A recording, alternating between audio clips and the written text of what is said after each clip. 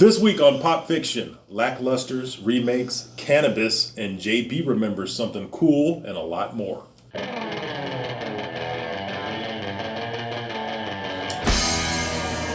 Okay, this is 252 Pop Fiction, where you'll find all the news and reviews in pop culture that's right to type. Top story. After passing the State Assembly on Monday afternoon by a vote of 49-4, a law allowing cannabis cafes in the spirit of Amsterdam is now on its way to the Senate, but legalization is still far from certain, even if AB 1775 is approved by the legislature's upper house. A previous version of the law was vetoed by Governor Gavin Newsom in October, citing the state's long-standing safeguards against smoking in workplaces. Yeah, so this is basically California trying to adopt Amsterdam vibe when it comes to cannabis in certain wine and spirits and what's the other thing? Cafes. Yeah, So, not being a smoker myself, I mean, weed is safer than alcohol is the reports I've been reading my whole life. So, whatever, I don't care. I heard it has a lot more carcinogens, but there are less fatalities because alcohol, you have DUIs and drunk drivers killing people. Right. That's what I heard. I don't know if it's true, but I heard it has like 5 times the carcinogens, but that's only if you smoke it. Mm-hmm. For me, it's the smell. I can't enjoy myself. I mean, when I was, when I was doing my review, I could talk about it when I get to my review, but when I saw the movie, somebody decided to spark up, and it's just not, for me, not being a smoker. Yeah. It's like, because I feel like when people who are smokers, they're just so nose blind to it. Like, I don't want to say anybody's names in particular, but like when you come in fresh from hot boxing and you want to come into work and you act like, oh, I was on break. Wow. You're like, hey, man, you might want to go spin in a circle a couple times and air out. I don't mind the smell. I actually like the smell of fresh picked cannabis. It smells great. It's like fresh cut grass. Yeah, but you also dated a woman who smoked clove cigarettes too. I did. And I thought that was disgusting. Yeah. They tasted good though. Views from Demi Moore. Oh, we're done. Demi Moore? Yeah. Yeah. That's it. We're talking about cannabis? What are we talking about? It's not legal. What are we talking about? Views from Demi regarding Channing Tatum's Ghost remake are discussed. She is upbeat about the new version despite admitting that there are some stories that are better kept untold. She believes the classics reinterpreted can offer wonderful surprises. I doubt it. I mean, well, when it comes out, I'll be wonderfully surprised because I didn't know this was a movie. Yeah. It's so crazy. Like, I saw you when you were like, Demi Moore? Who is this person? Yes. Yeah, they're remaking Ghost? They're remaking Ghost starring Channing Tatum. I'm assuming he's going to be the titular Ghost? Or he's the Demi Moore and there's going to be a ghost. The woman's going to be the woman will be the ghost. Yeah, that's how they flip things. That's how the remakes are done. I'll just wait for Star Wars the musical. When that comes out, I'll go see it. Yeah, I mean, when it's remake everything. I've already seen that. It's called the Holiday Special. Yeah. I never saw it, but I've seen so many clips of it. I feel like I've seen it in its entirety. Yeah, there's no reason to go down that road. But I would just say, going it back up, everything in Hollywood, everything old is new again. So they're going to keep remaking. They're going to keep remaking movies until they have to remake the remakes. The remakes, which I believe they've actually done that. No, they do it in cycles. In the early '60s, they had a lot of remakes. Yes. And then they started producing original movies, and then they started remaking them when they run out of ideas. It kind of goes in cycles in Hollywood. This cycle we're in, though, it has been lasting because everybody thinks they can redo Batman. Oh, everybody's doing Batman. How many times they do Batman? Well, it's the greatest origin story ever. They're trying to squeeze every penny they can out of existing IPs. Who thought the Fall Guy was a good idea? That person needs to be fired. Yeah, that was a terrible show. Yeah. Terrible show. The movie was okay. But that's for a different review. Due to the writers and actors strikes of the previous year, there may be fewer films in 2024 than in 2023.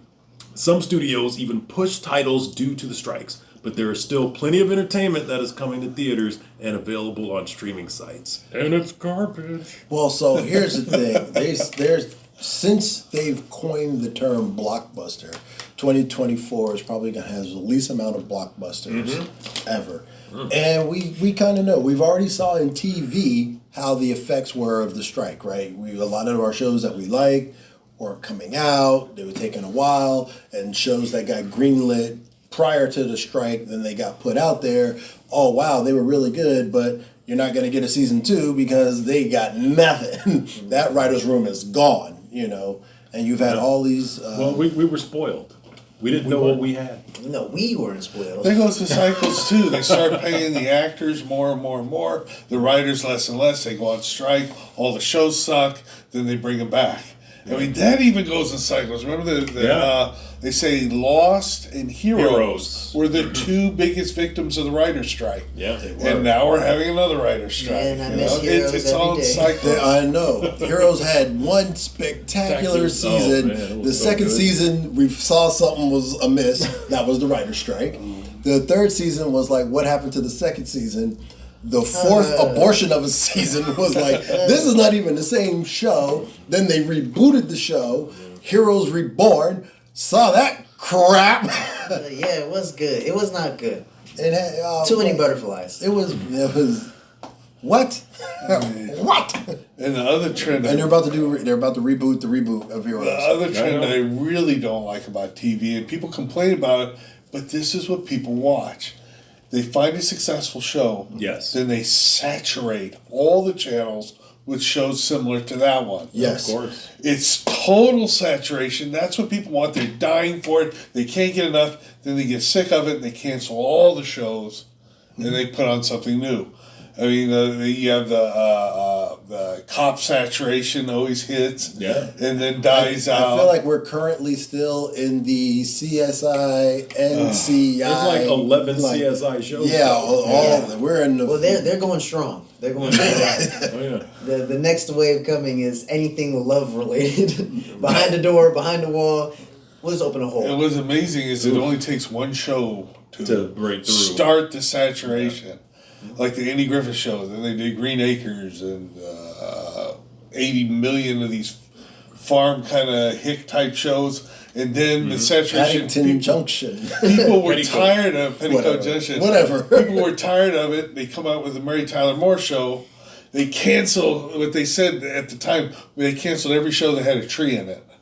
You know, it got canceled. Oh. And you know, it's saturation. That's what people want. That's what they give But you got to you. give them what they need. It's you know, you got to give the people what they want. You know, I guess it's good if you like the they think saturation they shows. and this is what the people need. This week's review: Furiosa.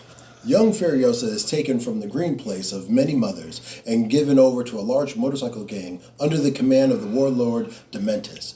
They discover the Immortan Joe-led citadel while sweeping through the wasteland. As the two despots struggle for control, Furiosa eventually finds herself in a never-ending struggle to get home. I actually saw it. I will That's say right. this is the one review which I do have to apologize. I saw the movie, kinda. I was sitting in the theater. I had purchased my drink. I had purchased my hot dog. I had purchased my popcorn. I sat through about 30 minutes of previews, 20 of them of which was red band previews, which I thought was weird. I've never seen that many red band previews before. Yeah. And before the movie even hit, I felt on my head. I was like, oh, and Angela had woke me up. And I was like, You oh, fell asleep? man, Oh, I fell Lord. asleep throughout the majority of the movie. That's To me, from my perspective, it was one incredibly long car chase. No, no, that was Fury Road. Nah, This- man. I saw every time she was a little girl, car chase. Woke Yeah. up, she was older, car chase. Woke up again, car chase. that's the Woke Mad up to Max the end, thing. car chase, and it was over. I don't know what the B Here, plot you know what? was. Here I it don't is. know. This is the message of the movie. The message of the movie is men fuck things up. Women are the better sex. Regardless, That's what it was? men Yeah. fuck shit up. That's usually what it is. Because I can tell you this, I thought, And it's true. One critique I do have for the movie, other than it being incredibly long, was that the beginning part with Furiosa as a little girl, I felt like that lasted for way longer. Like, I felt like that was like half the movie. It wasn't. You were asleep. It was probably like 37 minutes. 37 minutes is a long time for a flashback. The movie was 2.5 hours. Jesus Christ. When did we start accepting So these you long were there for movies? 3 hours, including previews and pre-shows. I really was. That's I why I read didn't about want to this. watch Planet of the Apes, because I saw the preview 800 times. Well, you know what?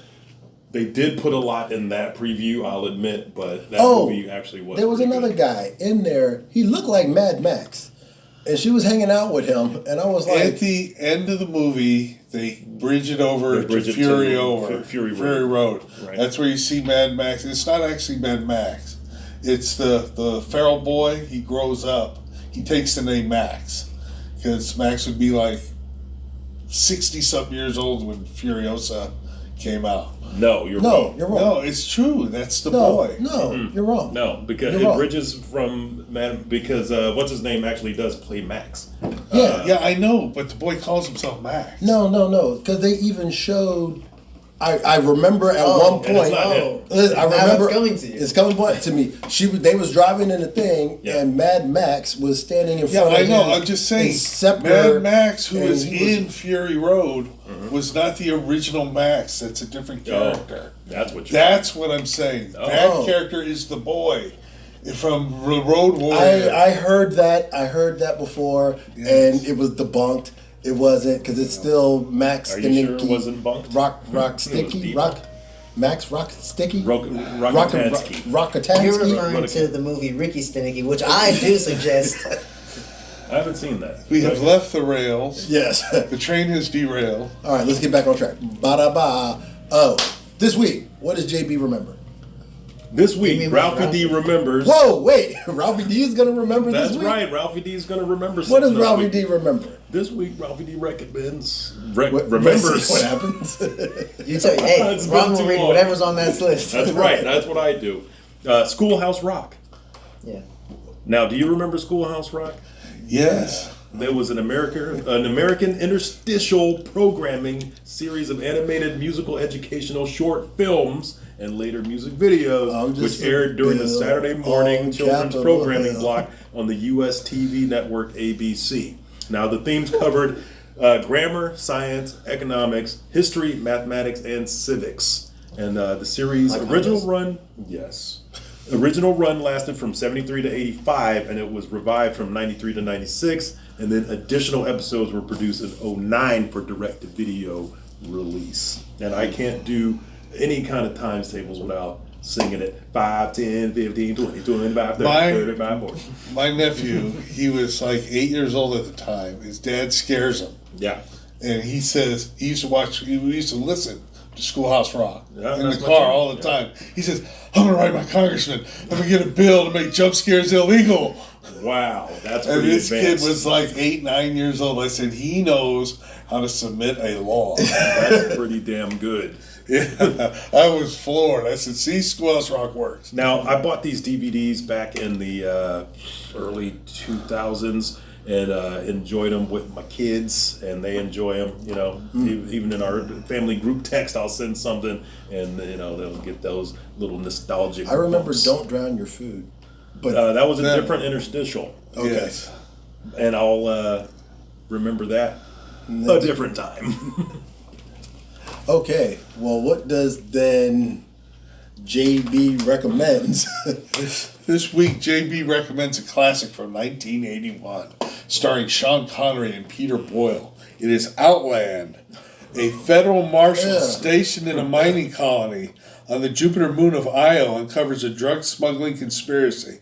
He gets no help from the workers or authorities when he finds himself marked for murder. Now, I had never seen that until JB loaned me his DVD, and I got to say, I enjoyed it. It was a very good movie. It's strange because I always liked it. It's set in space. Right. It's got great. Whoa, wait, great it's set in sets. space? It's got great sets and special effects, but it's not a space movie. Right. It's a cop movie, and it's the guy's marked for murder by drug dealers. And it's just, the setting is so bizarre. It's a good movie, and it's got a bizarre setting, and it's a lot of fun to watch. You say Peter O'Toole? Peter Boyle. I bet you he's Boyle. not a tool. I bet you he's a cool guy. No, okay, so Peter Boyle. Peter Boyle. Banana Reds! Oh! Okay. That's that young Frankenstein. Frankenstein. But thank you, I needed that. You're welcome. The father, and everyone knows Raymond. Yes. Yeah. R.I.P. One thing that I really did like about that movie was it kind of had alien overtones. Put on the roots. Because Dun dun dun dun dun dun dun dun dun dun dun dun. Put on the roots. Mel Brooks, you funny bastard. Okay. one thing, it had kind of overtones of Alien because it seemed so blue collar, a space blue collar movie. Yeah. Because they're out working. Yeah, they're minors. Yes. Well, I think they were of age. Good job. You beat me to that. I was just about to say that joke. Yeah. All right. Well, I'm Ralphie D, and that's news to me. I'm Cool Water Kurt. That's my story, and I'm sticking to it. How about we hear what you think? Leave us a comment down below and let your opinion be heard. And if you like this video, please check out other videos on our channel. And I'm JB, and this is 252 Pop Fiction, where you hear it first. That's like 2 weeks in a row. I know, I keep missing. I keep on missing.